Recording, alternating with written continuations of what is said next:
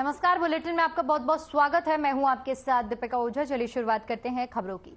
मुख्यमंत्री योगी आदित्यनाथ गोरखपुर के 3 दिवसीय दौरे पर हैं। भगवान भोलेनाथ की आराधना उपासना को समर्पित पावन श्रावण मास के महीने का प्रारंभ हो चुका है, जिसके तहत सीएम योगी भगवान का रुद्राभिषेक करने के बाद हवन पूजन करते हुए देश और प्रदेश की उन्नति और जनता के स्वास्थ्य और दीर्घायु होने की प्रार्थना की।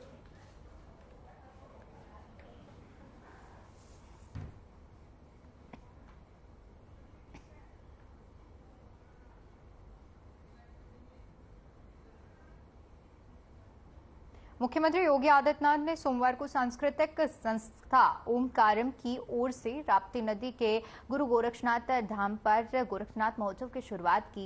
इस दौरान उन्होंने कहा कि कला में हमेशा सकारात्मकता भाव देती है, इससे सही और सकारात्मक दिशा में चलने की नई प्रेरणा प्राप्त होती है। आगे उन्होंने कहा कि नकारात्मकता में जीवन नहीं, यह हमारी ऊर्जा का हास्य करती है और खलनायक के रूप में प्रस्तुत करती है। सभ्य समाज नकारात्मक दृष्टि को स्वीकार नहीं करता, सभ्य समाज सकारात्मकता को महत्व देते हुए इसके लिए प्रेरणा और प्रोत्साहित करती है।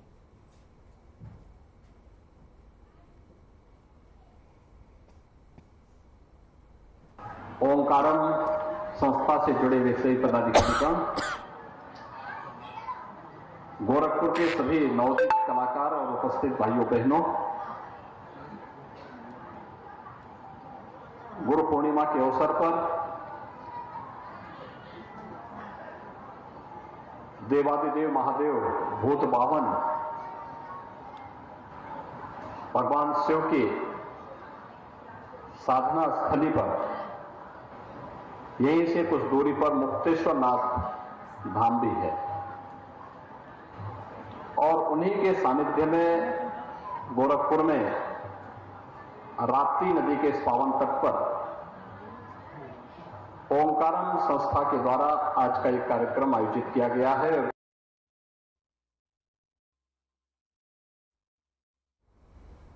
जिलाधिकारी चंद्र विजय सिंह और पुलिस अधीक्षक ने धोरावाल तहसील के सभागार में कांवड़ यात्रा की तैयारियों के संबंध में कांवड़ यात्रा समिति के पदाधिकारियों और कर्मचारियों के साथ समन्वय बैठक की।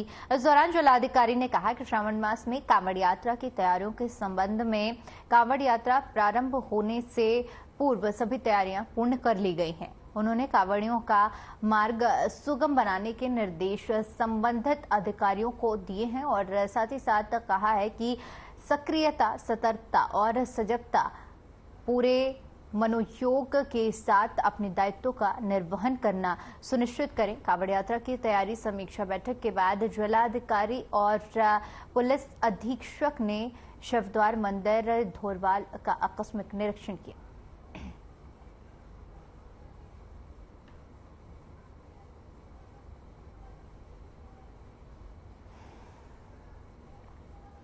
वहीं औरैया जिले के सदर कोतवाली क्षेत्र के मोहल्ला ब्रह्मनगर निवासी एक युवक अपने कुछ साथियों के साथ यमुना नदी पर शराब पार्टी कर रहा था। वहीं परिजनों को सूचना मिली थी कि उसका भाई यमुना नदी में डूब गया। इस पर वे अपने लोगों के साथ आनन फानन में यमुना नदी किनारे पहुंचे और पुलिस को सूचना दी।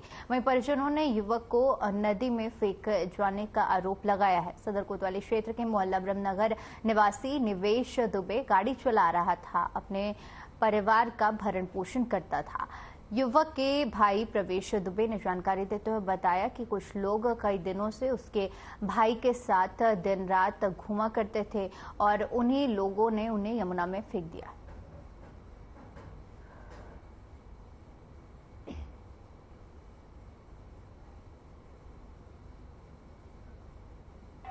एक व्यक्ति की यमुना नदी में डूबने की सूचना प्राप्त हुई। सूचना पर मेरे द्वारा एवं एसएचओ कोतवाली औरैया के द्वारा तत्काल मौके पर पहुंचा गया। ग्रामीणों से एवं स्नान कर रहे अन्य व्यक्तियों से पूछताछ पर ज्ञात हुआ कि कोतवाली थाना क्षेत्र के रहने वाले 5 व्यक्ति जो आपस में दोस्त थे, यमुना नदी के किनारे मिलकर के पार्टी कर रहे थे। इसमें से एक 33 वर्षीय व्यक्ति अज्ञात कारणों से नदी में डूब गया। सूचना पर अगल बगल के गांव के प्रशिक्षित गोताखोरों को एकत्रित कर एवं जाल तथा नाव के सहारे डूबे हुए व्यक्ति को खोजा गया, जहां नदी से बाहर निकाला गया। तत्काल उसे इलाज के लिए सीएचसी लाया गया, जहां डॉक्टरों ने मृत घोषित कर दिया। छोटे वाले भाई को 4-5 लोग घर से लेके आए हैं, 5-6 लोग, यहाँ दारू वारू पिला के उसको धक्का मार दिया यहीं से। क्या अभी तक किसी की गिरफ्तारी हो पाई है? हाँ, 2 लोग पकड़े गए हैं। वो क्या नाम है, एक का नाम है हरिओम और एक शायद राहुल है। किस वजह से इन्होंने ये घटना की, कोई जानकारी है? पता नहीं सर, ये तो नहीं जानकारी है। 2-3 दिन से ये बराबर उसको घर से ले आते हैं और ऐसे ही घुमाते भराते रहते हैं। और रात को शायद घर में भी रुके थे और सवेरे फिर उसको लेके यहाँ पे आए। देखो वो पूरा सामान डला है, दारू वारू पी के, और यहाँ से भाग रहे थे वो। तो यहाँ से किसी ने फ़ोन किया हमारे साले को, तो उसने वो बताया था कि हम लोग भाग के आ रहे थे, तो रोड ही पे वहीं पे पकड़ लिया। भाग रहे थे वहाँ से तो पकड़ लिया कि तुम्हारे साथ में थे, कहाँ हैं? तो बोले कि भैया हमें नहीं पता, हमें तो कुछ पता ही नहीं। फिर उनको लेके आए यहाँ पे, तो उन्होंने बताया यहाँ से धक्का दे दिया एक लड़के ने। वो चंदू और नंदू और चंदू हैं, भाई हैं दोनों, यहीं रहते हैं। और ये देश की महिला पहलवानों द्वारा लगाए गए आरोपों के बाद चर्चा में आए बीजेपी सांसद और भारतीय कुश्ती महासंघ के अध्यक्ष ब्रिजभूषण शरण सिंह गुरु पूर्णिमा मनाने के अवसर पर झांसी पहुंचे और अपने गुरु वैदेही वल्लभ महाराज से आशीर्वाद लिया। इस दौरान मीडिया से सवालों का उन्होंने किनारा करते हुए उन्होंने कहा कि उनको लेकर देश में कोई हलचल नहीं है और जीवन में कोई संकट नहीं है और न ही कोई टेंशन है।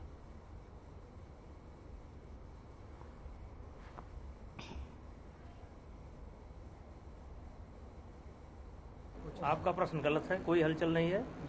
हमारे पुराने संबंध है वैदेही बहुत अच्छा भगवान और अयोध्या से हम चल करके आए हैं पीताम्बरा माता का दर्शन करना है और किसी प्रकार का कोई हलचल नहीं।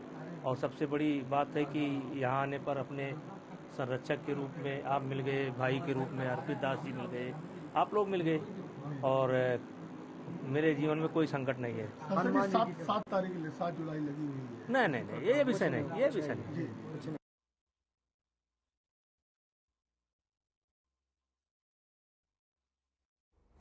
खबर है जहां पर आपको बता दें कि सरयू नदी का लगातार जलस्तर बढ़ने से लोगों को परेशानियों का सामना करना पड़ रहा है। बाराबंकी में जहां पर सरयू नदी का जलस्तर बढ़ रहा है और नदी का कटान भी काफी तेज होने से तिलवारी गांव में नदी किनारे बने कई घर बाढ़ की चपेट में आ गए हैं। वहीं बाढ़ पीड़ितों ने बाराबंकी बाढ़ खंड विभाग के जिम्मेदार अधिकारियों पर घोर लापरवाही और अनदेखी करने का आरोप लगाने के साथ साथ कटान रोकने के लिए सही प्रबंध न करने के आरोप लगाए हैं। वहीं गांव में कटान तेज होने के बावजूद सहायक अभियंता और जेई या कोई अन्य जिम्मेदार अधिकारी मौके पर नहीं पहुंचे।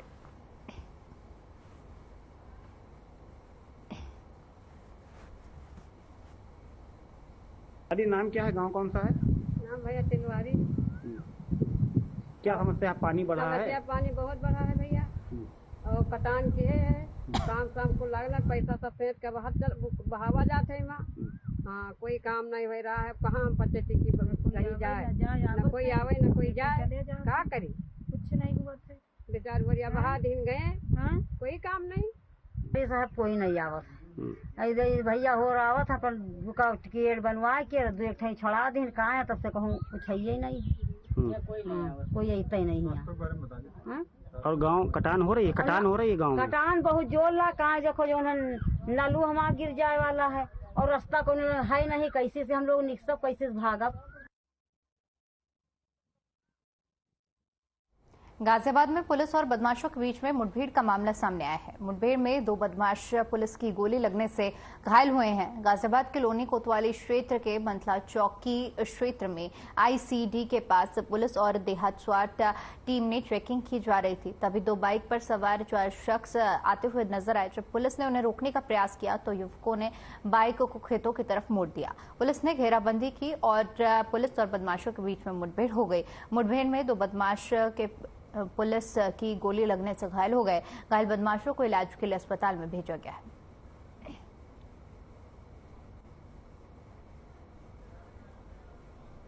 लोनी क्षेत्र में आईसीडी के पास आज थाना लोनी और ग्रामीण स्वाट टीम द्वारा संयुक्त रूप से चेकिंग अभियान अपराधों की रोकथाम हेतु चलाया जा रहा था। उसी दौरान 2 बाइकों पर 4 सवार आते हुए दिखाई दिए। पुलिस टीम ने जब उनको रोकने का प्रयास किया तो वो अपनी मोटरसाइकिल मुड़ा करके जंगलों की तरफ काफ़ी तेज़ी से भागने लगे।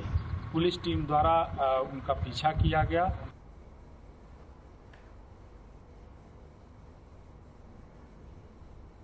मामला हमीरपुर के पहरा गांव का है, जहां पर सुबह महिला घर पर अपने कपड़े प्रेस कर रही थी, तभी अचानक से वह करंट की चपेट में आ गई और उसकी मौके पर ही मौत हो गई। आपको बताते चले कि मृतका की लगभग 1 साल पहले शादी हुई थी। मौके पर पहुंची पुलिस ने शव को कब्जे में लेकर पोस्टमार्टम के लिए भेज दिया है और साथ ही साथ पुलिस ने आगे की कार्रवाई भी शुरू कर दी है।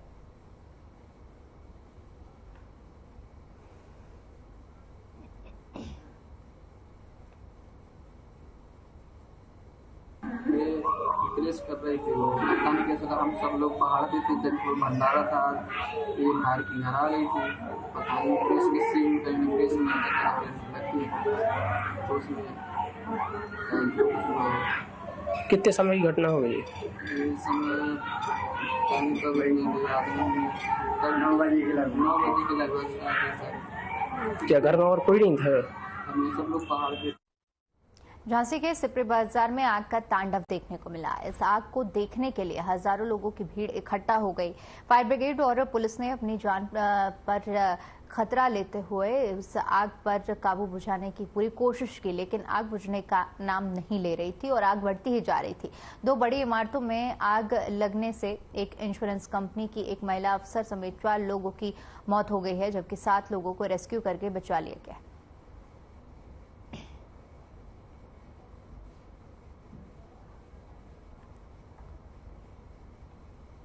इसमें आग लगने की जो घटना हुई है 3 कारणों से हुई है। बिल्डिंग में sufficient fire precautions, fire safety जो मेजर्स होते हैं वो लिए गए थे। इसके बारे में जानना जरूरी है ताकि आगे ये घटना रिपीट नहीं हो। तो इसके बारे में हमने डिप्टी कलेक्टर मृत्युंजय मिश्रा है, उनको जांच दिया है। गहराई से जांच करेंगे कि किन कारणों से ऐसी आग लगी, ताकि भविष्य में हम आवश्यक प्रिकॉशन लेते हुए इस तरह की घटनाएं नहीं हो, उसके लिए आवश्यक। खबर कन्नौज से है, जहां पर लखनऊ आगरा एक्सप्रेसवे 221 कट पर कन्नौज जाते समय गाड़ी का टायर फट गया, जिसके बाद अनियंत्रित होकर गाड़ी डिवाइडर से जा टकराई और हादसे में 4 लोगों के गंभीर रूप से घायल होने की खबर है, जिसके बाद सभी घायलों को जिला अस्पताल में भर्ती कराया गया। साथ ही आपको बता दें कि यह हादसा लखनऊ से कन्नौज जाते वक्त Lucknow Agra express 221 kilometre cut पर हुआ था, जहां पर गाड़ी का टायर फट गया। अनियंत्रित गाड़ी डिवाइडर से जा टकराई। यूपीडा कर्मचारी सर्वेश ने बताया कि गाड़ी का टायर फटने से अनियंत्रित गाड़ी डिवाइडर से टकरा गई और गाड़ी सवार 4 लोगों गंभीर रूप से घायल हुए हैं। सभी घायलों को जिला अस्पताल में भर्ती करवाया गया है और वहां पर सीएम शक्ति बासु ने सभी घायलों का हालचाल जाना और उपचार शुरू कर दिया है।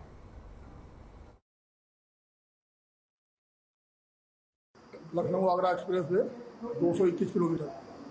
क्या जानकारी मिली आपको? ये लखनऊ से कन्नौज आ रहे थे, तो इनका पीछे वाला टायर जो फट गया, जिससे गाड़ी अनकंट्रोल होकर दूसरी गाड़ी में टक्कर हो गई। कौन सी गाड़ी थी? इनकी गाड़ी हुंडई थी। खबर श्रावस्ती से है, जहां पर क्राइम ब्रांच थाना कोतवाली भिनगा पुलिस और मलिकपुर पुलिस की संयुक्त टीम ने हत्या, लूट और वंचित 50,000 रुपए के अनामी शातिर अपराधी मुठभेड़ में गिरफ्तार किया है। बता दें कि शातिर अपराधी संजय चौहान हत्या और लूट के मामले में 12 सालों से फरार चल रहा था। शातिर बदमाश की गिरफ्तारी के लिए 50,000 रुपए का पुरस्कार घोषित किया गया था। पुलिस की संयुक्त टीम ने गंजी घाट से मुठभेड़ में बदमाश को गिरफ्तार कर लिया है। आरोपी के कब्जे से एक बाइक और एक अवैध तमंचा भी बरामद किया गया।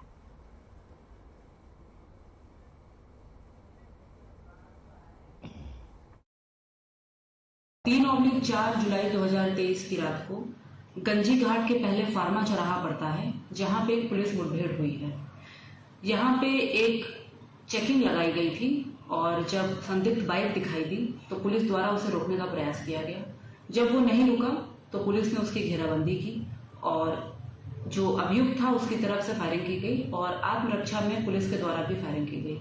जब अभियुक्त को हिरासत में लिया गया और उसे पूछा गया तो उसने अपना नाम संजय चौहान बताया और ये इसकी और जब तस्दीक इसको किया गया तो पता चला कि इसके ऊपर 2 मुकदमे थाना जिला श्रावस्ती में दर्ज हैं। एक थाना भिनगा में, एक थाना सिरसिया में। हत्या, लूट और अपहरण के मामले हैं इसके ऊपर और ये 50,000 का इनामिया भी है। देश भर में शिव भक्त सावन के मौके पर भगवान शिव की पूजा अर्चना कर रहे हैं। इसी कड़ी में सावन गाजियाबाद के दुधेश्वरनाथ मंदिर मठ में भगवान शिव का जलाभिषेक करने के लिए श्रद्धालु पहुंचे। बता दें कि 19 साल बाद ये विशेष संयोग बन रहा है जब सावन इस बार 59 दिन तक रहेगा और सावन में इस बार 8 सोमवार पड़ेंगे।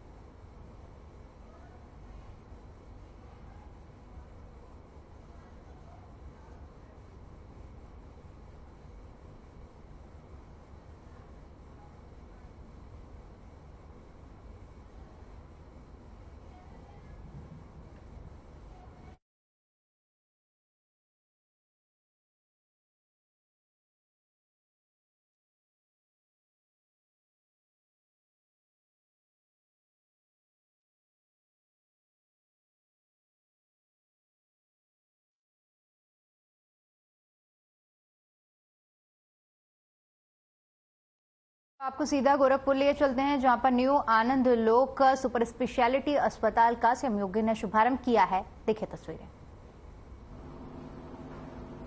महापौर डॉक्टर मंगलेश श्रीवास्तव जी, विधान परिषद सदस्य डॉक्टर धर्मेंद्र सिंह जी, माननीय विधायक गोरखपुर ग्रामीण श्री विपिन सिंह जी, डॉक्टर आनंद अग्रवाल जी, डॉक्टर अल्पना अग्रवाल जी, आज के इस कार्यक्रम में उपस्थित गोरखपुर के हमारे सभी वरिष्ठ चिकित्सकगण और उपस्थित भाइयों बहनों, मुझे प्रसन्नता है कि आनंद लोक हॉस्पिटल अपने एक नए संस्करण के साथ सावन का पवित्र महीना आज से शुरू हो गया है। बाराबंकी के रामनगर तहसील क्षेत्र में स्थित प्रसिद्ध तीर्थ स्थल लुधेश्वर धाम महादेव मंदिर में सुबह से ही शिव भक्तों की आस्था का सैलाब उमड़ पड़ा है। यहाँ चारों ओर हर हर बोले, बम बम भोले और ओम नमः शिवाय के जयकारे गूंज रहे हैं। सावन में विशेष महत्व के चलते देश के कई राज्यों से लाखों श्रद्धालु इस महाभारत कालीन शिवलिंग पर जलाभिषेक करने के लिए पहुंचते हैं। मान्यता है कि महाभारत काल में पांडवों ने अज्ञातवास के दौरान यहाँ शिवलिंग को स्थापित किया था और जिसका नाम लुधेश्वर महादेव पड़ा था। जब ये समुद्र मंथन हुआ है तो समुद्र मंथन में हलाहल विष निकला था। उस विष को देखकर सब डर गए। तब उस विष को भगवान भोलेनाथ ने सबकी रक्षा करने के लिए विष का पान किया। विष का पान करने से सर पे शीतलता रहे, इसलिए भक्तों ने गंगा जल से उनका अभिषेक किया और तब से लेकर आज तक सावन का बड़ा महत्व है। सावन महीने में जो भक्त गंगा जल भगवान भोले बाबा को चढ़ाता है, रुद्राभिषेक करता है, उसकी सारी मनोकामनाएं पूरी। ये माना जाता है कि महिलाओं का ये विशेषतर ये मेला होता है सावन का। अब महिला और पुरुष दोनों का है, जिसमें महिलाएं आती हैं क्योंकि ये मेला जो है शांतिप्रिय मेला है। और सावन महीने में जब भी अभिषेक होगा तो उसमें पति पत्नी दोनों बैठते हैं, तो इसलिए जितने पुरुष आते हैं उसी हिसाब से महिलाएं भी आती हैं, लड़कियां भी आती हैं और भगवान का पूजन करती हैं, सबकी मनोकामना। चलिए अब आपको सीधा गोरखपुर लिए चलते हैं जहां पर संपर्क स्मार्ट ब्लॉक कार्यक्रम का सीएम योगी ने शुभारंभ किया है। इस दौरान उन्होंने अपने संबोधन में क्या कुछ कहा है, आइए आपको सुनवाते हैं। शुक्ला जी, डॉक्टर धर्मेंद्र सिंह जी, अपर मुख्य सचिव बेसिक श्री दीपक कुमार जी, प्रबंध निदेशक संपर्क फाउंडेशन तथा संपर्क फाउंडेशन से जुड़े हुए सभी पदाधिकारीगण, बेसिक शिक्षा परिषद से जुड़े हुए हमारे सभी अधिकारीगण, गोरखपुर नगर और चरगावा विकास खंड से जुड़े हुए सभी विद्यालयों के हमारे शिक्षक और अभिभावकगण, प्यारे बच्चों और उपस्थित भाइयों बहनों,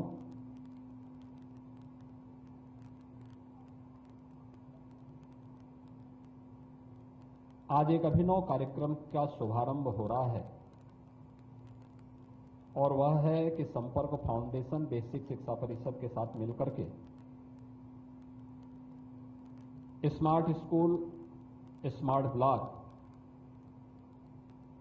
कार्यक्रम को प्रभावी ढंग से आगे बढ़ा रहा है।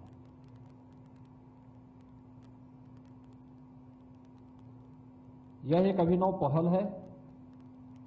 हम सब इस बात को जानते हैं, इस सदी की सबसे बड़ी महामारी का सामना मार्च 2020 से लेकर के गत वर्ष तक समाज के प्रत्येक तबके ने किया था।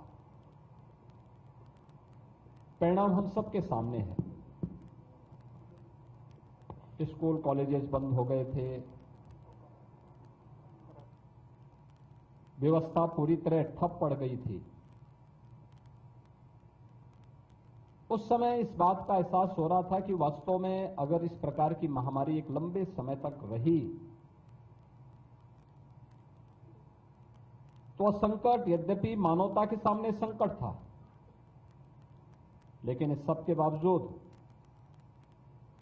सर्वाधिक जो पक्ष प्रभावित हुए थे उनमें स्कूली शिक्षा सर्वाधिक प्रभावित होने वाले क्षेत्र थे। और उस समय अनेक कार्यक्रम आदरणीय प्रधानमंत्री जी की प्रेरणा से भारत सरकार ने प्रारंभ किए थे। टेक्नोलॉजी का उपयोग करके हम शिक्षा की इस स्थिति में कैसे सुधार ला सकते हैं कि जिसमें ऑनलाइन एजुकेशन के कार्यक्रम प्रारंभ हुए थे। जिन बच्चों के सामने गाइड था या स्कूल गांव के स्तर पर लोगों में थोड़ी भी जागरूकता थी, वहां पर तो बच्चे जैसे तैसे फिर भी पढ़ पा रहे थे। लेकिन जहां पर संवाद नहीं था, लोगों के स्तर पर कोई प्रयास नहीं हो पा रहा था, वहां पर बच्चों के सामने एक संकट आया था। क्योंकि परीक्षा भी नहीं हुई थी 2 वर्ष तो प्रमोट करना पड़ा था। और फिर ये बात सामने आई कि नहीं, हमें अपने आप को तैयार होना पड़ेगा, अपने आप को तैयार करना पड़ेगा। यद्यपि संपर्क फाउंडेशन पहले से ही इस कार्यक्रम के साथ जुड़ा हुआ था। आदरणीय प्रधानमंत्री जी ने देश के अंदर डिजिटल इंडिया की जब बात की तो पहले तो लोगों को लगता था इतने बड़े देश में क्या ये संभव हो पाएगा। लेकिन आज डिजिटल इंडिया के चमत्कारिक परिणाम हम सबके सामने हैं। आज हर एक स्तर पर भारत दुनिया के अंदर इस क्षेत्र में लीडरशिप देने की स्थिति में है। और डीबीटी के माध्यम से तो एक गरीब के पास। चलिए फिलहाल के लिए इस बुलेटिन में इतना ही। बाकी तमाम बड़ी खबरों के लिए बने रहिए हमारे साथ। नमस्कार।